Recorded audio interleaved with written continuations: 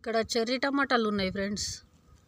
ఇగో చూడండి ఇట్లా ఒక్కొక్క గుత్తుకు 3 3 4 4 ఇట్లా ఉంటాయి.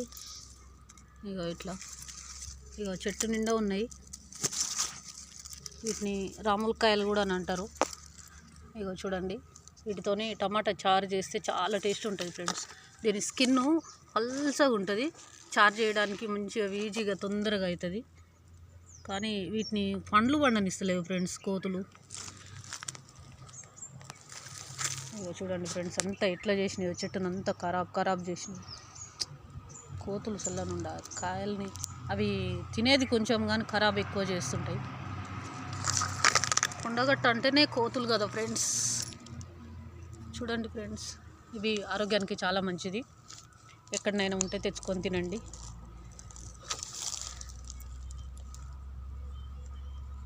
Okay friends.